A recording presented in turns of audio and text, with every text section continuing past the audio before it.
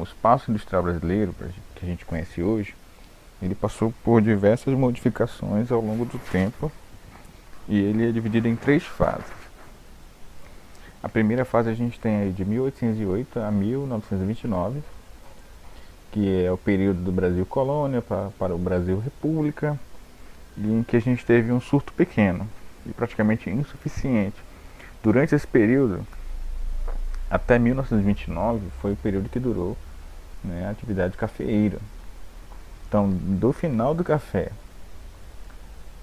em diante, a gente vai ter o início de outra fase, até porque foi mudado o panorama da economia brasileira. Então, 1808, a gente tem aí a chegada da família real, e durante esse período até 1929, a gente tinha no Brasil atividades muito pontuais.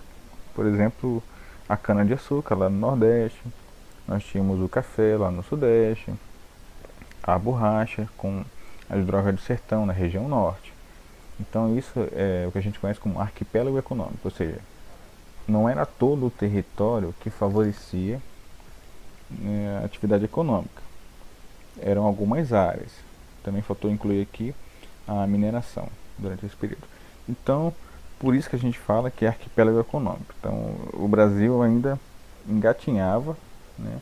Ainda estava aí no período para se tornar independente, enquanto que na Europa, já por volta de 1760, a industrialização já estava acontecendo, já estava até se expandindo, inclusive, e o Brasil demorou muito a entrar nessa parte. A segunda fase vai começar a partir de 1930, com a Era Vargas. Faltou um azinho aqui. Que é quando ele vai criar várias empresas estatais, como por exemplo a Petrobras, com o intuito de substituir as importações. Dessa forma ele protegia a economia.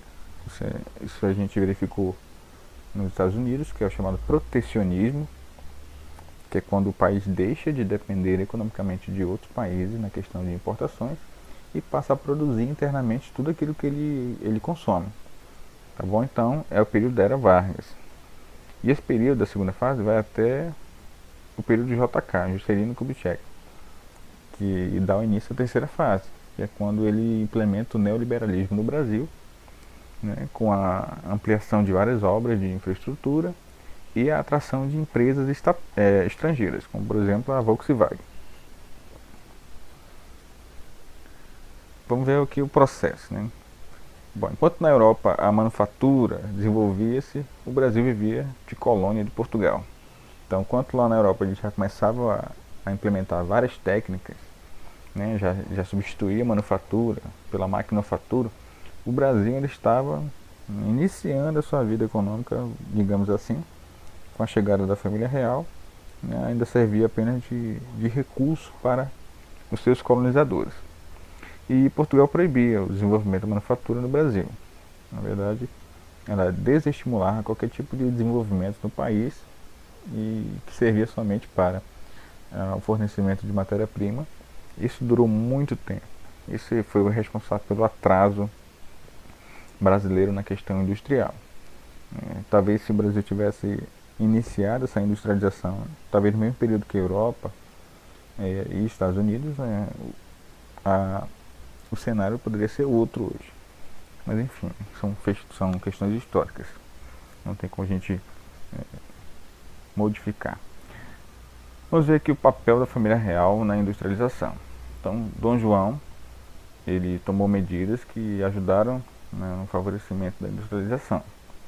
Como, por exemplo, a instalação de indústrias de tecido.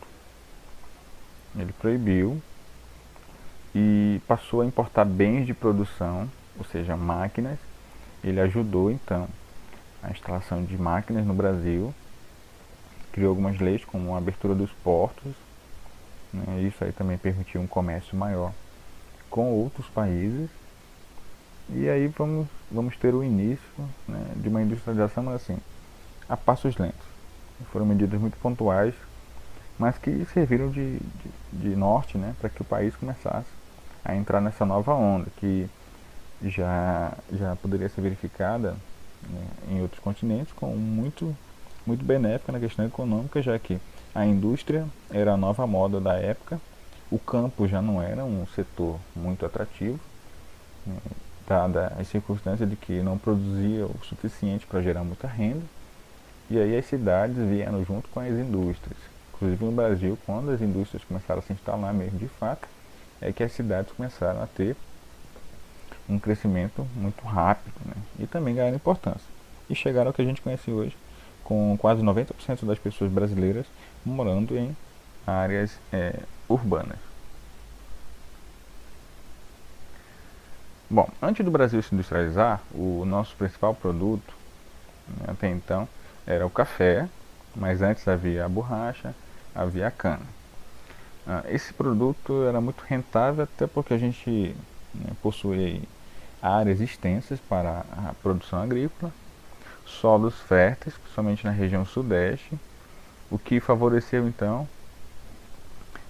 o plantio desse grão, né, que diga-se de passagem é de ótima qualidade, e que naquele período nós dominávamos, né? Tínhamos aí o monopólio em cima da exploração do café. O dinheiro do café, ele ajudou a estruturar vários setores. O café na região sudeste, né, permitiu a construção de estradas, de ferrovias, de portos. A borracha na Amazônia, a mesma coisa. Então ela beneficiou estruturalmente Manaus e o seu porto, inclusive o porto flutuante que a gente tem, ele é da época da borracha, ainda tem mais de 100 anos. E foi um benefício justamente para que a produção da borracha não parasse e a produção do café também não parasse. Bom, a agricultura cafeeira, ela tinha, né, uma estrutura muito grande, né, para poder ela funcionar. Então, a rede de transporte tinha que ser muito eficiente. E do interior de São Paulo para as capitais é que o processo foi mais intenso, até porque as áreas rurais ficavam afastadas e às vezes as ferrovias passavam no meio dos cafezais. Então era só jogar a produção no trem, que já levava direto até o Porto de Santos inclusive, que antes ele servia para fazer escoamento do ouro, e passou então a fazer exportação do café. No auge do café, o Brasil já produziu 16 milhões de toneladas, né? Isso aí é um recorde no auge do café, enquanto que o mundo consumia 15, que era superprodução.